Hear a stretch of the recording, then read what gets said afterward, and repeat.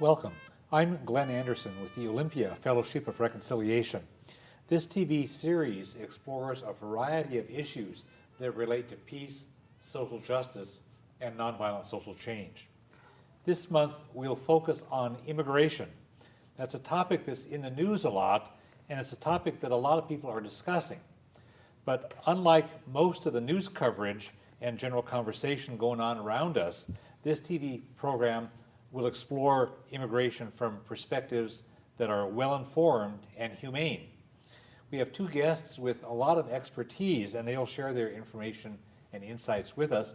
I'm happy to welcome Magdeleno Rose-Avila. He's Executive Director of the Northwest Immigrant Rights Project, which is based on Seattle and covers the whole Northwest. And Lisa Sieftert is a highly respected immigration attorney in Olympia. Welcome. It's good to have you both here. Thank you.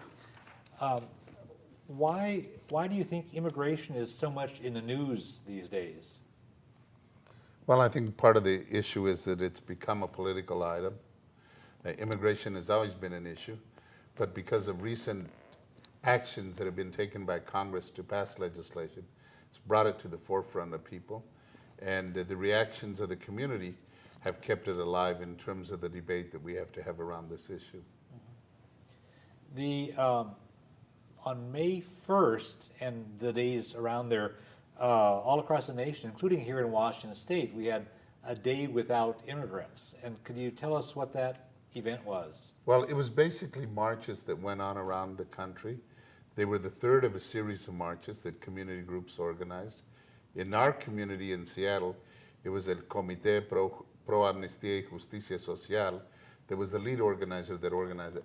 Basically, it was to ask immigrant students, immigrant workers, not to show up for work that day, instead to come out and demonstrate and show their opposition to bad legislation and in favor of good legislation. Okay. And there's a huge turnout. I read the newsletter that you put out. Your article in the summer 2006 issue said that more than 100,000 people took part in a variety of demonstrations. In a variety, just in our state. And over the months of March, April, and May 1st, it's estimated that over 10 million people demonstrated. That's never happened in the United States, that kind of demonstrations on any issue. I saw reports of enormous totals in places that you don't think of as being very political. Dallas had hundreds of thousands. And it was people amazing. In some demonstrations were 300, some were in the hundreds of thousands. In Yakima, we had 20,000 turn out, plus a caravan of cars that was 20 miles long, which is incredible. Let's look at some historical context for this. The United States is a nation of immigrants, and we're very self-aware that we are a nation of immigrants. But what's been the history of the attitudes about immigration? Well, I don't know, Lisa, if you want to start with that, or... Well, that's a good topic to start with. The attitudes have been positive and negative. It seems, what I understand about the immigrant history here is there will be many large groups of people that come, hundreds or millions at different times in our country. And in the 1800s, there was a lot of immigration from Europe. And there was a lot of reaction in this country before and afterwards, especially after, people afraid. So as there are pressures in the other countries, push pressures, and people left Ireland, for example, they left Southern Europe, they left the Scandinavian area. The different pressures pushed people out of those countries, and our country more or less welcomed them. The kind of welcome they got was varying. I don't know if that answers your question, Glenn. Yeah. Well, I think you have to look at that. In a lot of cases, when people first came to this country, because of the fear that Lisa was talking about, they demonized them. I mean, we know for a fact that boatloads of Jews were turned back during World War II. We demonized the Italians, called them every name that we could. Same with the Irish, same with the Germans, same with the Polish. The Irish are a very special case. You know, they created they had all these signs, no Irish need apply, no Irish or dogs allowed. And the Irish were beat up every Saturday night by the police. And they created this racist police wagon called the paddy wagon. And so the Irish became very smart. In the 30s and 40s, they became the police of the Northeast of the United States. They said, that way we're not going to be beat up. But you know, if you look at American history, even when we had the Dust Bowls in Oklahoma and we created the Okies, that John Steinbeck, you know, did the records of and wrote in the books, and from which we got this land is my land, from Woody Guthrie. Yeah. And those people, when they came to California and the West, were demonized. And those are internal migrants. Okay, so there's a recurring pattern, and we sometimes forget those parts of our history and focus on just a current thing. After September 11, we have another wrinkle in this. Could either of you mention what's changed since then? Well, I think from our perspective is that after 9/11, this country was in shock. So what they did is they made a mistake and they created this agency called the Department of Homeland Security. Under it, they put FEMA, which was a failure under them, and then they put Immigration and Naturalization Service under that. And it's really slowed up the process, made it more complicated. In effect, what they ended up doing is trying to equate terrorists with immigrant and refugee, which was wrong. Or they talked about immigrants as being part of a security issue because the terrorist hijackers were immigrants. You know, they were from another country, therefore our security problem had to do with people from other countries. Anybody could have flown those planes into those buildings. They could have been people who were here, but the reaction was such a strong reaction. It created all this huge edifice of Homeland Security and other agencies. I think that's now the largest agency under the president, isn't it? I mean, the FBI is under Homeland Security and about, 10 or 11 other agencies. So everything is in that whole context of this fear-based agency. When it occurs to me that when Timothy McVeigh bombed the Oklahoma City federal building, we didn't say, boy, we've got to really watch out for people who grew up in New York State. Right, no, we didn't go arrest anybody. Matter of fact, white Catholic boys from New York State.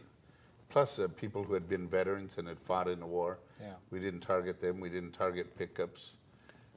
And so it's a different kind of attention that is given. Lisa, you're an immigration attorney. During this hour, we'll get into some details of immigration law and what the realities are. Could you give kind of a broad overview of just how immigration law works, what that system is about? Well, what I spend my time doing in general is helping people achieve status in this country, achieve some kind of legal immigrant status. I analyze people's situations. So somebody might call me and say, I married a woman from China, how can I bring her here? Or I want to bring my parents here and I have some kind of immigrant visa here. Or I am from American Samoa and my relatives are from Western Samoa. What can I do about that? What are my rights? So I help people establish where they might fit in our system. And the system we have is really complicated. There are a lot of different categories. There are a lot of different waiting periods. It's so I guess in a nutshell what I do is help people figure out where they fit in our system of immigrants here, and then whether or not there's a path for them to take to achieve that status. And another thing I do is help people avoid deportation. So that's a defensive kind of thing that I do as an attorney, but it's a lot of puzzle solving. Yeah, when we talked on the phone to prepare for the program, you emphasized how long the processes are and how complex, and that people generally don't have any, ordinary people in this country who haven't had to deal with it, just have no concept of how complex and long those processes are. No, I think people generally don't think about immigration and immigration law and policy. They oftentimes ask me, "How is it possible you can make a living doing that in Olympia? I don't see any immigrants here." And of course, they're not looking very hard. There are immigrants here. There are immigrants everywhere. One of the biggest misconceptions people have is that the system is easy to access, and that all you have to do is apply for something, and then you can get your immigrant status. So that's a big assumption that people have, that it must be easy. But since it's so complicated and there are such long waiting lines, and in fact there are significant blocks to many, many, many people getting immigrant status at all, that's why we have so many undocumented people, which I'm sure we'll get into. Yes, yes. But for many of those people, it's just not possible. I have to tell, I don't know how many people every week, probably dozens. I'm sorry, I can't help you. We have to wait for the law to change. There are a lot of misconceptions out there about immigration, and I'd like to be able to address some of those in the next few minutes. One that you hear a lot is the allegation that immigrants cost the United States financially, that somehow they're a burden on taxpayers or a burden on our economy. Could either of you address that? You better start. Well, from our perspective, first is that poor people, and especially undocumented people, do not access services regularly, only when they really need to, because they've never had access to this kind of health care, nor are they going to take it. The second part is that every immigrant worker who is here pays taxes. They pay taxes on their food, they pay taxes on their gasoline.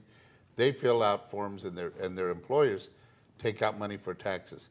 Now let's say perchance some of them have Social Security, for example. Social Security, federal taxes, they never fill out tax return forms. Right now in Social Security, and they say that really the immigrant workers are the ones that are keeping Social Security solvent, and we ought to be thankful to them.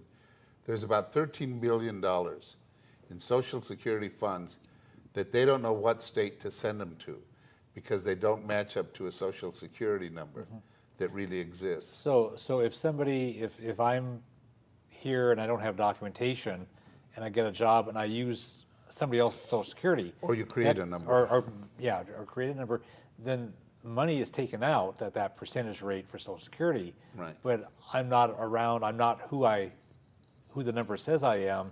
So I'm never able to collect. You're when never I able to become- collect either Social Security or anything. So so all those payroll taxes are a net profit to this to Our the net government. profit, no más, I was starting to speak in Spanish, no más. But when it's in Social Security, if they can't identify a Social Security number within a state, they can't allocate that money back to the state from where the taxes came from. Okay. That's the catch-22. So that money's just sitting there drawing interest. Uh-huh. So at some point we have to say, these people really don't cost us, they're a benefit. And you know, if you know these people that are working, paying taxes and everything, state of Washington, if we didn't have immigrant workers, this state would die, because the number one driving engine in this economy is agriculture. How are immigrants then a net benefit to the economy? Because you hear both sides. I think they are. They're doing a lot of jobs. You know, people talk about it that if the people were only paid well enough, that they would do those jobs. You know, I used to be I came from an immigrant family. We did farm work. Once I got educated, I'm not going back there having pesticide sprayed on me. You know, there's a film called A Day Without the Mexican, and it shows California. If you took all the Mexicans out of California, what it would be like. You know, you just count the nannies, the gardeners, the dishwashers, the chefs, the hotel staff. They're throughout our society here. And they're not just from Mexico. They're from all over the world. Yeah. Our agency serves people from 100 countries. And I think it's not just the people who are here either, not just the workers, the net benefit. I mean, you're right, there's a lot of different studies that have been done, and some show one aspect versus another aspect. But the economic, the multiplier effect comes from a person lives in a community, they go to the store in that community, so they create business at that store, they buy things at another store and another store, they buy gas there, the kids go to school there, the kids form relationships. So the net economic benefit, I think most people agree, is positive. as compared to the usage of public services, for example, which is where people oftentimes will focus. Yeah, I saw a study, the National Conference of State Legislators reported in 2005 that immigrants pay on the average $1,800 in taxes in excess of their cost in government services.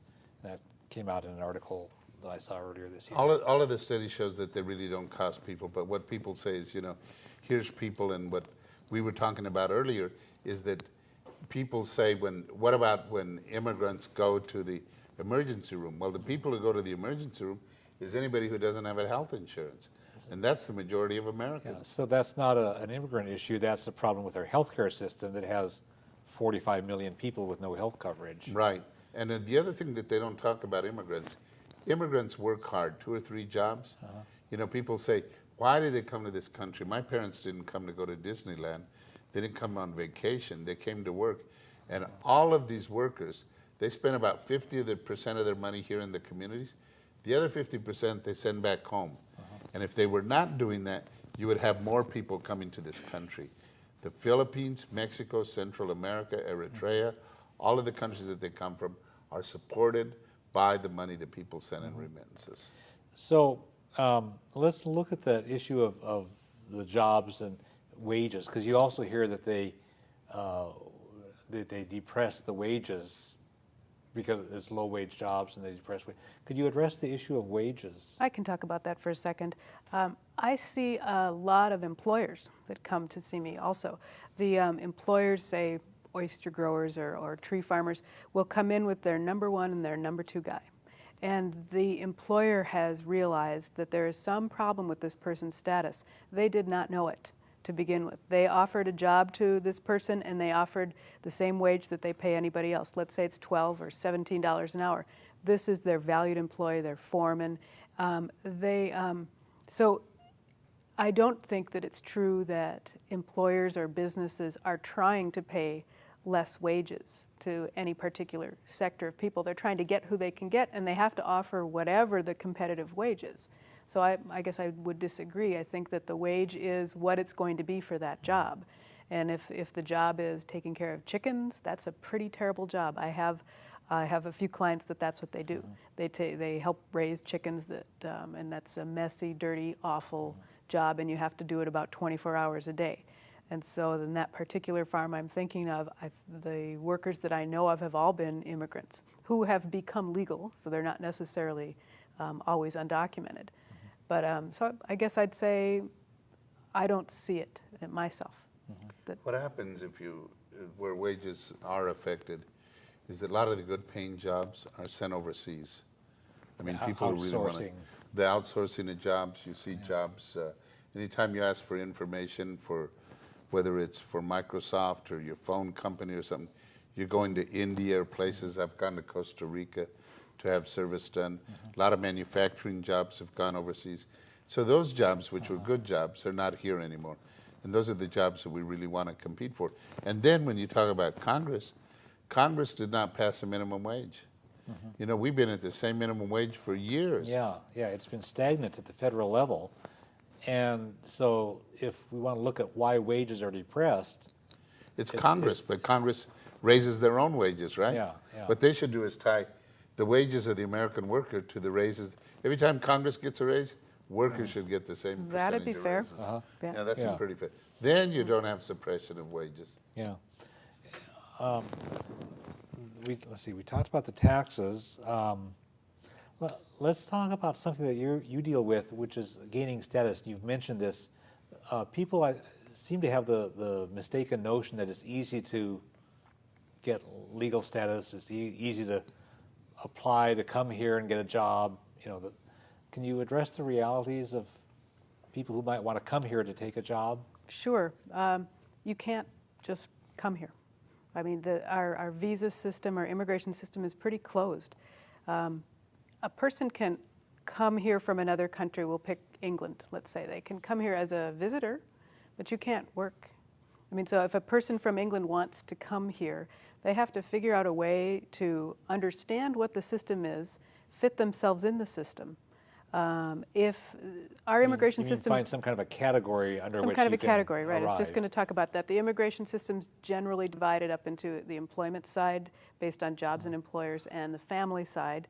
And then there are some other categories for political asylees, et cetera. But supposing you're from England, you don't have a political problem probably, you just want to come to the United States. If you don't have a relative, you have to have gone through a process which, first of all, protects the American labor market because you go through the Department of Labor process to certify a position.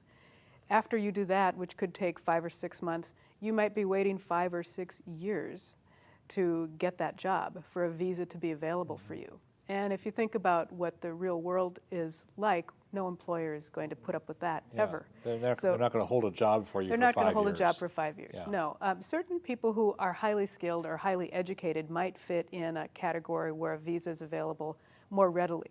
But it's a lot of paperwork and a lot of hassle, and most employers do not want to deal with that, although some will. And we have a lot of immigrants in the sciences that come as researchers, and there are special visas available for people who have extremely high education or are doing something that might be in the national benefit. So your average person who wants to come here from another country probably isn't going to be able to come to work. They might be able to come to visit. And they might be able to come if they have a family member who can sponsor them immediately, who can sponsor them as a close relative. Close relatives really only count as your parents, your spouse, or your children if your children are 21. Somebody like that, who's a citizen, by the way, somebody like that can sponsor you. Not your friend, not your uncle, not your cousin, not your wife's nephew. So if you don't fit in the system on the employment side or the family side, you're not coming. And if you are from Mexico, where a lot of our immigrants are from, the system is closed to you unless you have an employment slot, which doesn't seem likely from what I just explained. But you might have a relative slot because there are many people from Mexico, from the Philippines, from our high immigrant countries. You might have somebody who might have a way to sponsor you eventually. Maybe it would take 40 years in the case of a sibling. You told me on the phone when we were preparing for the show that 90%, more than 90% of visitor visa applications from Mexico are denied. From every country. From everywhere. Well, from certainly Mexico, from India, from many, many countries, the visa denial rate is as high as 90-some%. Yeah. And that's because it's a very discretionary decision on the part of the consular officer. They have to believe the person is coming just to visit, that they aren't going to try to stay longer or try to work or disappear. And statistically, the consular officers know what happens is a certain number of people do disappear, and therefore they set the bar pretty high. Let's look at this in the global context, because immigration is inherently an international thing. So what are some of the global or foreign policy aspects that can stimulate the desire to immigrate? Well, there's a number of them. I think one is that where you have wars, where you have famine, where you have outbursts, and normally what happens when you have a crisis in a part of the world, like you do in Iraq, like you do in Afghanistan, like you do in Sudan, people are going to start coming. Where we had the tsunami, things have not settled there, and we'll start getting economic immigrants. The only thing is now that they make it harder for you to become a refugee or get refugee status from a country and be able to come here. People who 10 years ago came from Sudan under the same conditions who got refugee status cannot get it today because of the limits put by the United States after 9/11. When you look at our economic policies, whether it's CAFTA, NAFTA, or whatever we're doing with other countries, all of those economics affect people coming to this country.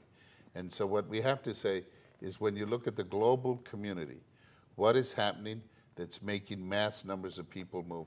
And we're not the only ones affected. Mexico tries to control people coming from Central America from into Guatemala Mexico. in particular. Argentina tries to control people coming from Paraguay and Bolivia. I was just in Europe. England, France, Germany, Spain, all are dealing with an immigration issue. It's a problem that if you don't have enough to feed your family or you're not safe, you're not going to stay there, you're going to go someplace else. Yeah, it's funny with this mania for so-called free trade, the big money people want capital, want money to be able to move freely from nation to nation, but they don't want labor to move You don't want freely. labor to move. And so it's an imbalance, and I think part of what we're seeing is the outcome of that.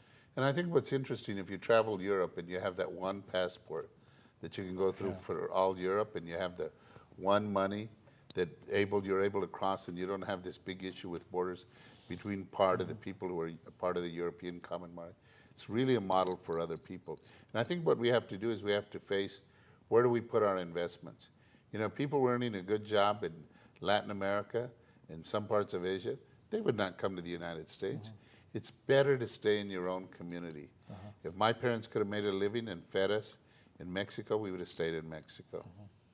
Well, and my grandparents would have stayed in Norway and Sweden, but the conditions were such that they couldn't make a living there. And so as they got to be 16, 18, 20, 21, 22, that whole generation of my grandparents and their siblings all came over here and worked hard and until they finally got settled. Yeah, nobody leaves you don't leave your homeland. Not if it's working well for you. If it's working well, you have a nice setting. Yeah. Because it's very difficult to come. So let me see. I think we've covered some of this already. Let's see. We talked about the employers. They want to keep their good workers who are immigrants.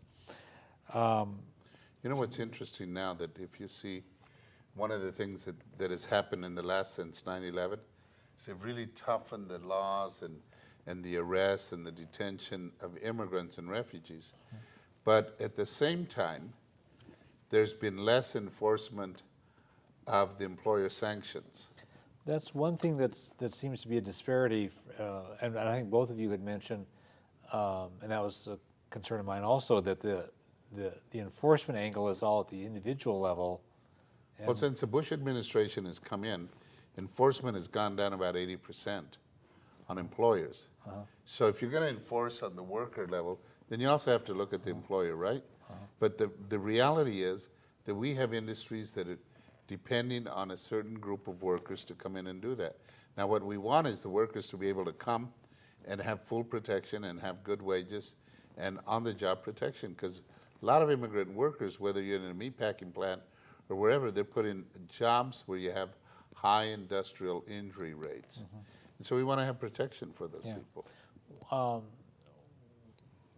Let's see. There was a thought that just slid right through my head on that one. Something we had talked about.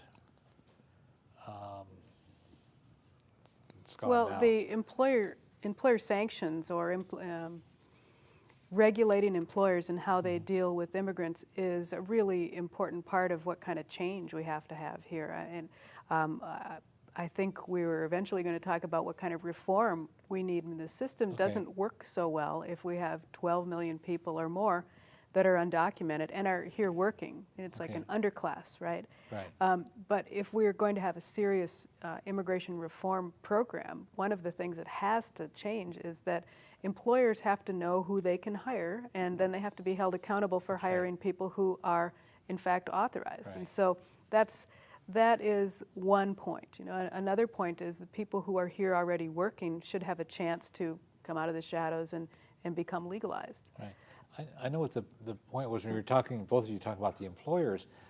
The business community has showed that there's a split within the Republican Party with this effort in Congress here lately, when the House passed this really punitive immigration bill, where some Republicans were doing this kind of this racist, xenophobic, pick on the foreigners approach, and some Republicans who are more attuned to the business perspective are saying, wait a minute, we need workers, and so there are I think couple there's things going on. we have it's like a cocaine addiction, but we have addiction to these workers and this workforce that's available for us.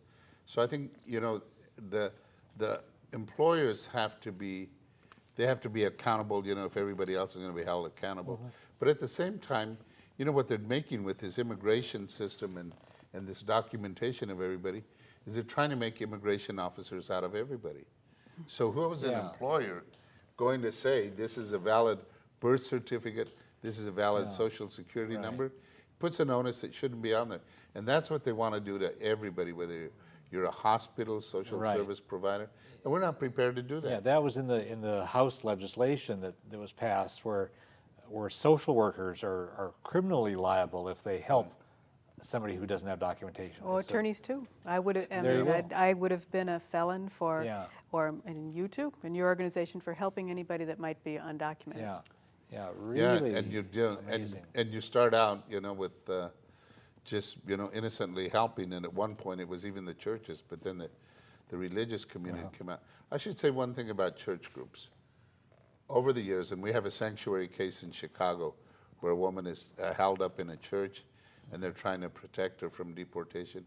But during the Salvadorian War, it was the interfaith community, both Christian, Jewish, and other churches and other religious entities that got together and nationwide created a sanctuary movement. That's right. And out of moral authority, they said the laws that you have in this country are wrong. And that was our birth as Northwest Immigrant Rights Project. Oh, really? We grew out of the sanctuary movement. I didn't know that. Yeah. We had a sanctuary family here in Olympia, and I know they're elsewhere too. It's a great movement from the grassroots. But I think that's what people have to do. When you have unjust laws, people have to speak up. And if you're a person of faith, person of principle, you have to be able to stand up against unjust laws, whether they're regarding a war, whether they're regarding immigration or discrimination. Right. Let's talk about how these immigration issues are framed. There's this concept of framing that has to do with how the images and the wording with which we think about issues and activities. And a lot of people frame, especially politicians, frame the immigration thing by making people think mostly about illegal immigrants, and they make it look like a problem rather than looking at the whole thing.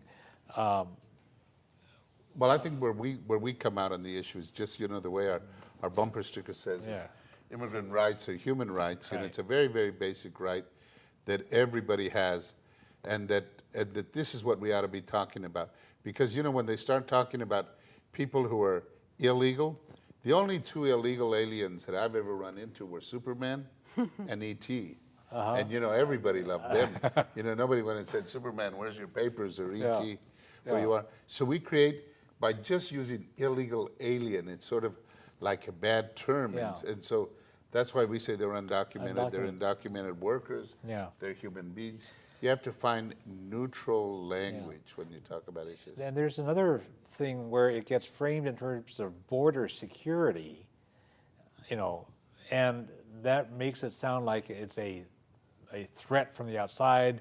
It makes it they're looking for military solutions, and that just buys into this whole notion that you should be afraid of people who are of a different national origin than I am. Well, it's very hard to be against that too. I mean, you can't be against having our country be secure, right? That's right. You can't be against Yeah. keeping safe. But it's abused in a way that promotes fear of people who have a different national origin than I do. Certainly does. And it also buys into the whole notion that for everything that's troubling, the solution is a military solution.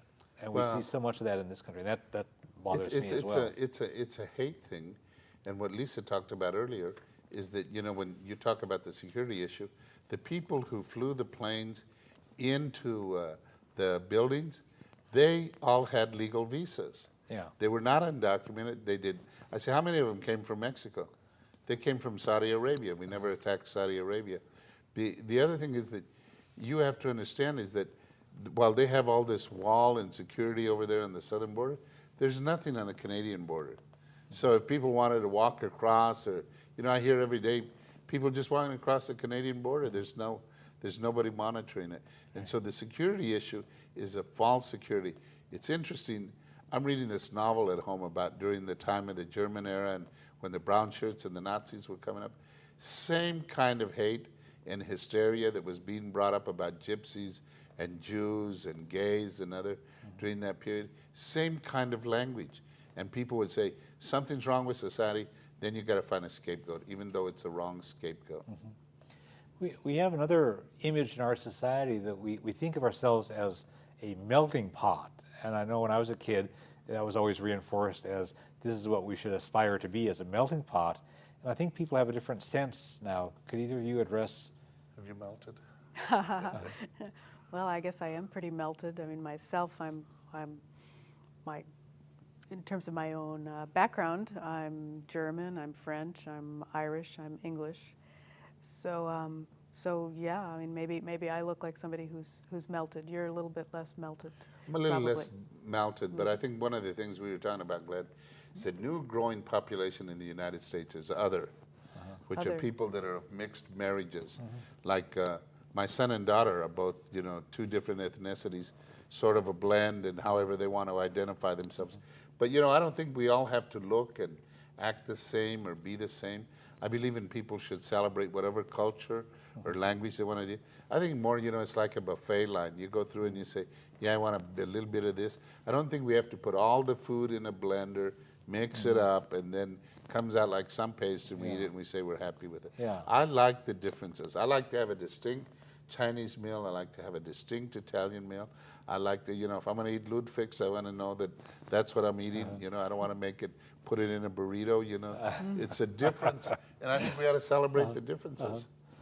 What about there's all this hoopla about English language, this mania that says the English can be the only proper language in this country. What's your take on Oh that? gosh, that's another sort of bad topic, isn't it? I mean, the people who fear other people are going to want to restrict what those other people do. They can't understand what they're talking about in the store, and if they themselves are insecure, they might think those people are talking about them. I don't know how to. It seems from a safety perspective, you would want your community services to be able to be communicated in every necessary language. If it's the firemen, emergency service people need to be able to communicate in different languages. When people are getting driver's licenses, this is one where I hear that people get very irritated that they, somebody from another ethnic community, and this community would be maybe Spanish speaking or Vietnamese speaking, they get held up, they get delayed because somebody is going through the test and they need an interpreter. I don't know. I think it's very important. We want to provide services and have there be safety in the community. So, yeah, it might not be convenient, but it seems like it's necessary. We have a lot of people here who speak other languages. What do you think? And what happens, Glenn, just two things that I would add to that, is that over the last 10 years, they've cut out a lot of the programs that would teach immigrant families who are here English. So it becomes harder for a person actually to do that language acquisition. They're always saying the immigrants, no matter where they're from, should speak English. Well, I think if the immigrants should have to speak English, then our president should be able to speak English. Because, boy, some of the stuff he says just doesn't sound like somebody who learned English. Yeah. 10 years ago, I was in Norway and Sweden for a few weeks, and I drove a car. We had a rental car, and I drove all over Norway and Sweden. And the traffic signs made sense. And we never got lost. We never broke the law. You could always tell, it seems like part of it has to do with having a user-friendly signage that makes sense, even if I don't speak Swedish or Norwegian. All over the world, there's good signage, in terms of international standards. The other thing is that if you go to Europe, I went to a conference where people were speaking in 4 languages. Therefore, I could do my presentation at this university in Germany in Spanish or English, and everybody understood. And I didn't have to know German, which is amazing. We think that the beauty is in knowing only one language, when the beauty is knowing multiple languages, being able to read original written pieces of manuscript in the language in which they were written. There's nothing richer than that. And funding for foreign language instruction is also, that's always imperiled in schools. Then let's talk about the work that each of you does in your daily life a bit further. Lisa, you're an attorney and you specialize in immigration law. You mentioned some of the kinds of cases. What else do you do? What kinds of cases? Tell us some more about what it is you're doing. Well, as I said, I help people figure out what kind of status they might be able to get, and then we can make a plan for them to get it. One interesting thing I started to work on recently was a family from where the grandfather was born on Swains Island, which is American Samoa, which is a U.S. territory. And so most people don't think about this at all. The United States has territories around the world. They don't have as many as they did, but the status of people who are born there is not a U.S. citizen. And so those people don't have the same rights that you or I do, born in the United States.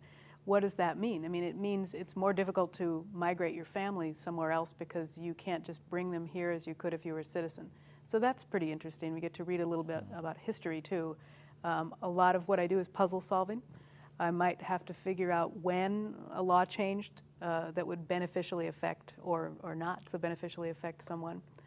One of the things you should tell people about that I think is very interesting is your participation with the American Immigration Lawyers Association. Yeah, that is a nationwide organization I've been involved with ever since I started my practice, almost. And we have a real active group in Washington State that works on things with NIRP. NIRP is the NIRP. abbreviation Northwest Immigrant Rights for Project. your outfit. Yeah. Yeah, so our group, I don't know what examples of things. We work on the national level on promoting change, promoting positive immigration reform, for example. We have liaison with the local congressional offices, which is helpful. And since most of our members are very active immigration lawyers, we work with the immigration courts and with the immigration offices here to help everybody understand what their policies are and help the general public getting through whatever that big process is. So how do you feel about that, doing that kind of work? It must be Well, difficult. It's what's doing the work in general, you mean, or doing the work with being an immigration lawyer. Oh, I really like it. I really like it. There are many of my colleagues that came out of law school the same time I did that have already quit or gone into something that might be more rewarding, like teaching, for example. One of my very favorite people is not doing immigration law anymore. She was doing corporate immigration law, and she said she never even got a thank you. She got only, well, can't you do it faster and cheaper? And she'll come to my office, and I represent mainly individuals, and there's presents from all over the world on the walls, and it's very, very gratifying. People will tell you, I'm sure they tell you too, you saved my life, and they mean it. You know, they mean it, that you made a huge difference because they were able to stay here, or they were able to finally bring their son they thought was dead in Cambodia, was able to arrive here, and it wouldn't have happened if they hadn't had somebody work very hard on it. So it's very heartening. We call it kind of white hat lawyering. I don't have to fight with people about money or about child support or about child custody or anything negative in the civil area. And on the other hand, when I am really working as an adversary, or as an advocate, I should say, my adversary is the government, which has all the power in the world and all the money and all the resources, and they're going to bring it down to deport my guy? It doesn't seem fair. And so I work with my colleagues around the country and in the state and in Seattle to help defend people against the government and hopefully help them maintain their status here when they might otherwise be kicked out. Leno's organization does more of that work than I do by percentage in terms of removal or deportation defense, but it's really, really satisfying work to be doing. Great. Magdeleno, tell us about the Northwest Immigrant Rights Project. You're a nonprofit organization. We're a nonprofit. We have lawyers and legal advocates in 3 cities, in Tacoma, working with the detention center, in Granger, working with all of the eastern side of Washington, and then Seattle. And I think what Lisa hits on it, that as a nonprofit, we take those people who can't afford a lawyer, but it's the most satisfying work that you can do. And all of the people who fight the immigration issues and defend people are heroes because they're really changing people's lives. Once you get a person legal status or protect them, they know how hard you struggle. You feel good at the end of the day that you were part of this effort, that you were able to help somebody. And the changes that Lisa talks about and that we do also is you change people's lives forever. Maybe not just that person, but the entire family who later is able to immigrate or get legal status. Once you do that, it's incredible. And what she talks about is they cannot thank you enough. Clients, both for private attorneys and for us, they bring you gifts from the country, they bring you food, they bring you chocolates, tamales, Chinese food, whatever is local to them. They bring it as their show of appreciation because they know that in a lot of instances they wouldn't have had a chance unless you went to bat for them. And not all of the cases are easy, nor do you win all of them. But they know that you fought the good fight, and that's what this is about, is trying to be a voice for the voiceless, trying to get people who deserve it just a little bit of justice. You have a website that we can invite people to look at, not while they're watching TV, but Not while they're sometime watching TV, afterwards. yeah, but, Is www.nwirp.org, and it tells Yeah. about the work you're doing. And then it'll tell you all of the work that we're doing, the events that we have coming up Yeah. on a regular basis. It'll tell you how you can join, participate, volunteer. Because it's not just for legal work, but you're really advocates. Well, we're advocates in the same way with American Lawyers Association. We're part of a community who does advocacy, public education. Yeah. We also do community education for community groups that want to know more about immigration. We'll partner up with attorneys like Lisa. We'll go out and do public presentations. We'll go out and talk to people. We'll go and talk to workers. We'll talk to unions. I do a lot of presentations at churches. Probably been to church more in the last year than I have in other years to talk about immigration, and it's all good. Great. Well, thanks to both of you for the work that you do. One of you mentioned the federal detention facility in Tacoma that I'll bet most people watching this have never heard of. But I was there for an event this spring. It's a federal prison, basically. Yeah, run by a private contractor. Run by a private contractor for people who are not U.S. citizens. Right, and before when it was in Seattle, it probably housed about 150, 200 on any given day. They built this new facility in Tacoma, which I just spent 2 hours driving from Seattle to Tacoma, so it's not easy to get to every day. They started out with about 300 inmates or detainees. They went up to 500. Now they're at about 850, and they're going to go to 1,000. Yeah, it's huge, It's and huge. it's closed. It's like any prison. Yeah, it's a modern day prison.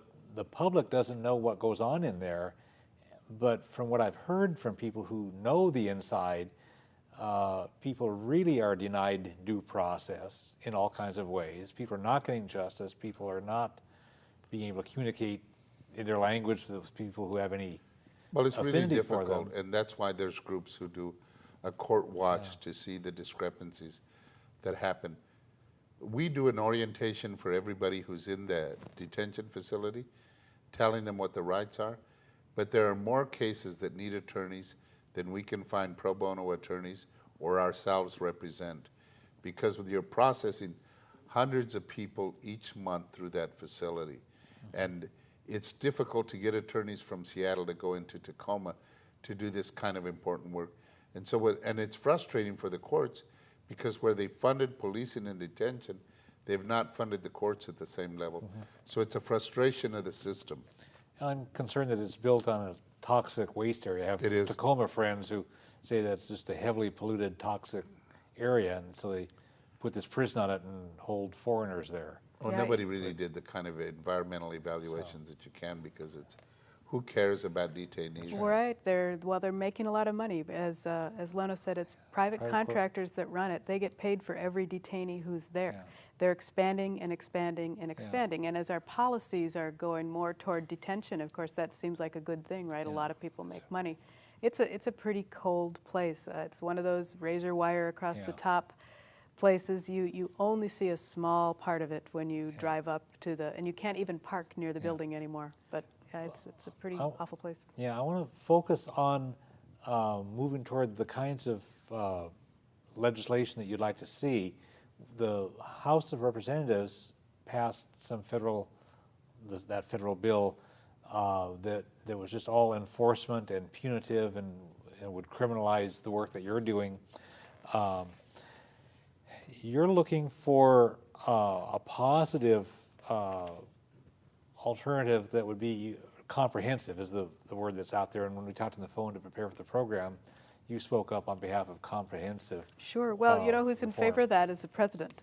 And I don't agree with a lot of things that he's done in his years, but he is from Texas. He knows something about immigration, and he at least wants there to be some kind of movement on it. And I think with him somewhat leading, he's not an extremely strong leader on that, but with him helping it along, we might get somewhere with it. I don't know. It depends who you talk to these days as to whether they think we're going to actually have something passed. But the issues coming up, all the people marching, I think, helped bring the idea of immigration to the people's minds. And so the Senate came up with, you mentioned the House bill. That was an enforcement-only bill, and that's because the House leaders thought that's what people wanted, and they found out that was not right.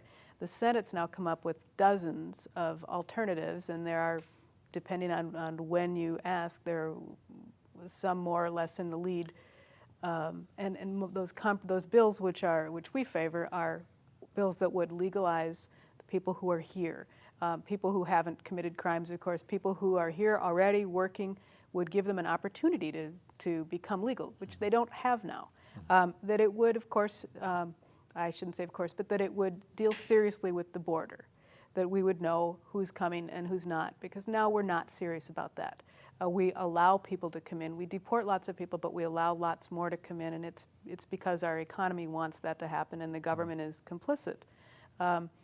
So we want to legalize people. We want to secure the border. What else do we want in comprehensive immigration reform? Well, I think one of this, we want to make Employers. it available so that people can come and work, an easier chance to get a visa, have the kind of protections that workers would have, so they wouldn't be indentured. We also want, for there to be the DREAM Act, which would allow the students of undocumented people that are here to be able to go on to college and get the kind of education that they need. Yeah. Is there anything about improving asylum, or is that a whole different thing? Well, it would be part of a comprehensive act, because right now it's more difficult to get asylum, and you have more asylum denials than you ever had before. And that just creeps. I mean, they ratchet that down by, there's not some huge public bill that comes up about that. The changes in asylum policy can be a regulatory change, right? I mean, or not even at the level of a federal regulation. It can just be a policy change that suddenly you're not eligible. Yeah, so it's kind of like the boiling the frog in water thing, where it's this small change where it just gets tougher and tougher and tougher. Yeah, and you don't notice it till, because it's not one dramatic move. And it doesn't affect, again, most people in this country. We'd have no idea unless we happen to know somebody who's actually in danger. That's right. It doesn't in their affect home most country. immigrants or most immigration lawyers either. We got just a couple of minutes left, but I want to see if there are some other macro level, global level, economic level, foreign policy level, global justice level solutions that you could recommend. Well, I don't know that I would recommend as much a solution, but I would recommend that people know Lisa's an attorney here and involved with the American Immigration Lawyers Association in the state of Washington. There's Northwest Immigrant Rights Project, a lot of other groups that are involved in the immigration issue, because there are a lot of doubts, some fears, but a lot of things that people just need to have general information. So I think what we want to tell people, because we couldn't cover all of the subjects in the 1 hour that we have, but we want people to know, call us, we'll talk to you, we'll answer the questions, we'll have those kind of dialogues, because that's what I think the state of Washington needs, is a dialogue about what is the truth about immigration. That would be a neat thing to do statewide, and sort of lift up the issue and get the good values and the grassroots people talking. And I think FOR over the years has done a lot of work in terms of the general education at their conferences, with their membership and their leadership. So it takes everybody doing it and having a discussion and learning about it. You don't have to be a lawyer, don't have to be an expert. You just have to be willing to take the time and sit down and learn and read a little bit. Yeah, and at the end of the program, we'll have websites come up on the screen so people can check out some good sources of information that each of you have recommended. I want to repeat your website again. It's www.nwirp.org. And La Raza, the National Council for La Raza, has a website that had a good Yeah, they had the top 10 myths about undocumented immigrants. Yeah, and it was great. It was just a quick thing to read. There are a lot of good sources out there. You referred me to one, www.bibdaily.com, and we'll have that at the end. There are some good There are a things lot around. of ways that you can get Yeah. good balanced information and also unbalanced information Yeah. about immigration, so Yeah. be careful what you look for. What would you like our viewers to be able to do? How could people help? I think first is by going to some of these websites that you have there, La Raza and others, and finding out, reading the information, being willing to call, sponsor a forum, ask for people to come speak to their group or their community. Yeah. Do not be afraid, because we want to create an atmosphere so people can raise all their doubts, all their questions in a friendly environment. You know, that's what, if you have a good dialogue and people can open up, then you can change minds and hearts. One thing I'm hopeful for along the same lines is that the politics, I don't know that this is ever possible, but it's not really a Democratic or Republican issue. This is about businesses, it's about families. On some level, it's about security. So it's so politicized now. I mean, the Republican leadership is holding hearings in different parts of the country, and they are completely spinning those hearings. I mean, they start out with, won't this hurt our country if? Well, why start with that question? I wonder if we can have a balanced discussion in general in this country. And I think that's possible because more people are knowing, more immigrants are seeing that there are a lot of people here, and gosh, why aren't we treating them justly? Right. And we should be able to have that discussion without the contamination of the partisanship, You know because what? it does cut Should across. be able to. You know what people say? Take all your athletic teams that you have around the world, in Seattle, anywhere, soccer, football, basketball, take away all your foreign players and see what the picture would look like. Oh, yeah. Look at France's World Cup team. What were the color of the players? The starting people. They were all sons of immigrants from other countries. The starting team. They're not an original Frenchman out there. Many of them had been naturalized since then, or the family had been, but they all came from immigrants. So when you saw it, you thought an African team was playing in the finals, and it was the French. And France has had all this problem with immigrants, demonizing, they had the riots. So I think Right. once we ought to say is, you know, there is a place in our world for us to accept people who are different from us and find the kinds of accommodations we can to make our communities safe, to make them prosper, and to be good neighbors to everybody. Right. Well, that sounds like a good way to end it. Thank you so much, Leno and Lisa. We want to invite the viewers to be involved, to get informed, and do what you can to help things out, and to not let the politicians who are being racist and xenophobic and pandering to people's prejudices, not to let them get away with it. As you told me when we were preparing for the program, and I think you mentioned earlier in the show that it's natural to have fears of the unknown, and so the more we can know, the better, and get to know people who are different from ourselves. And like your bumper sticker says, immigrant rights are human rights. And if we think of it in that context, then that's something we should be able to all connect with. So we hope people can contact the Northwest Immigrant Rights Project at www.nwirp.org, and these other good websites for a variety of information on issues on peace, social justice, and nonviolence. You can contact the Olympia Fellowship of Reconciliation at 360-491-9093 or visit our website. We're all one human family, and we all share this one planet. We can create a better world, but we all have to work at it, and the world needs what you have to offer. Thanks for watching.